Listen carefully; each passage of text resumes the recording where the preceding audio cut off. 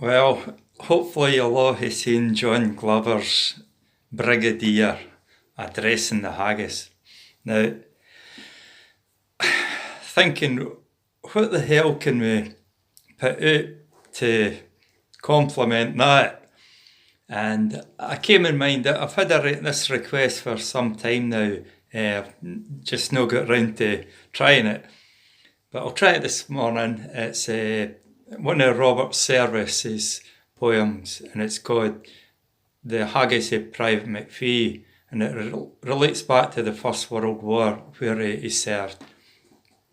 So this is the haggis of Private McPhee. He heard what my old mother's posted to me. It fair marks my hameseat, says Private McPhee. And what did she send you, says Private McPhun, as he cocked his rifle and blazed at a Hun. A haggis. A haggis, says Private McPhee, the broadest big haggis I ever did see. And think, it's the morn when fond memory turns to whisky and haggis, the birthday he burns. When one find a dram, then we'll con the rest o' the lads, and we'll hae a burns nicht with the best. Be ready at sundown, snapped Sergeant McCall. I want you 12 men for the listening patrol. Then Private McPhee looked at Private McPhun. I'm thinking, my lad, we're confoundedly done. Then Private McPhun looked at Private McPhee. I'm thinking, old chap, it's all off with our spree. But up spoke their wee crony, wee Willem McNair. Just lay your braw haggis for me to prepare. And as for the dram, if I search the camp round, we mun find a drappy to just haud it doon. So run, lads, and think, though the nicht it be black, o' the haggis it waitin' ye when ye get back. My, but it was waesome in naebody's land, and the deed they were rotten in every hand. And the rockets like corpse candles haunted the sky, and the winds o' destruction went shuddering by. There was kelping of bullets and skilling of shells, and bringing of bombs and 1,000 death knells.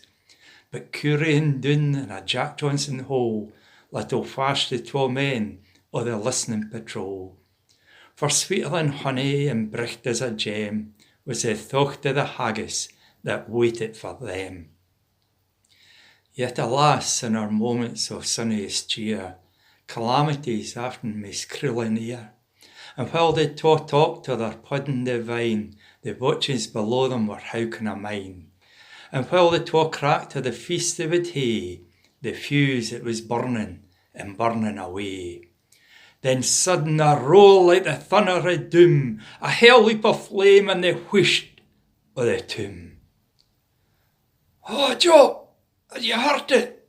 Says Private McPhun. Aye, Jordan, they've got me. I'm fearing I'm done. It's my leg. I'm just thinking it's half of the knee. You best guy and leave me, says Private McPhee. Oh, leave you wonna, says Private McPhun. And leave you canna, for though I might run, it's no far about gang, it's no muckle at sea. I'm blinded, and that's what's the matter with me. Then Private McPhee sadly shaketh his head. If we bide here for long, we'll be biding for deed.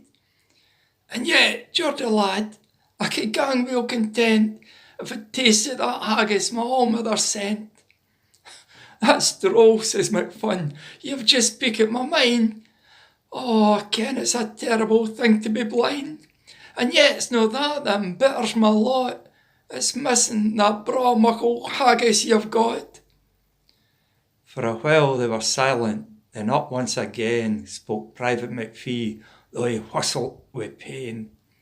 And why should we miss it? Between you and me, with legs for to run and with eyes for to see. You lend me your shanks and I'll lend you my sicht, and we'll both hae a kitefu of haggis a nicht. O' the sky it was dour-like and dreeping away when Private McPhun grippit Private McPhee. O' the glor it was flying and creasing the grun when Private McPhee guided Private McPhun. Keep clear of them corpses, they're maybe no deed. "Hold on, there's a big muckle crater ahead. Look it, there's a sap, you'll be hearing a cow. A star shell, for God's sake, doon lad in your doubt. Be after your richt. Oh, you're doing just fine. Before the night's finished, on haggis we'll dine." There was death and destruction in every hand. There was havoc and horror in naebody's land. And the shells burkert doon with a crump and a glare, and the hameless wee bullets were dinging the air.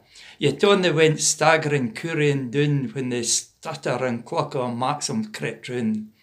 And the legs of McPhee they were sturdy and stout, and McPhee on his back kept a bonny lookout. "Oh, no, my brave lad, we're no far frae the goal. I can hear the braw swearing of Sergeant McCole." But strength is at its limit, and Private McPhee, with a sob and a curse, fell his length in the grun. Then Private McPhee shouted down in his ear, "Just think of the haggis. I smell it from here. It's gushing with June, it's embalming the air, it's steaming for us, and we're just about there." Then Private McPhee answers, "Damn it, old chap, for the sake of that haggis, I'll gang till we drop." And he gets on his feet with a heave and a strain, and onwards he staggers in passion and pain. And the flare and the glare and the fury increase, till you think they'd just taken all hell in a lease. And on they go reeling in pitiful plight, and someone is shouting away on the right, and someone is running, and now they can hear a sound like a prayer and a sound like a cheer. And swift through the crash and the flash and the din, the lads of the Highlands were bringing them in. "The baith seeley wounded, but is it no droll? Who the rave about haggis?" says Private McCole. When hippling along comes wee Wally McNair, and they all wondered why he was greeting sae sair. And he says, "I just lifted it out of the pot, and there it lay steaming and savoury hot, when sudden I dooked at the fleishy shell, and it drapped in the haggis and dinged it to hell." And oh, but the lads were fair taken aback, when sudden the order was passed to attack, and up from the trenches like lions they leapt, and on through the neck like a torrent they swept, on with their bayonets thirsting before, on to the foe with a rush and a roar. And well to the welkin the battle cry rang, and down in the botches like tigers they sprang. And there wasna a man but to death in his ee, for the thought of the haggis of Private McPhee. Have a good day, folks.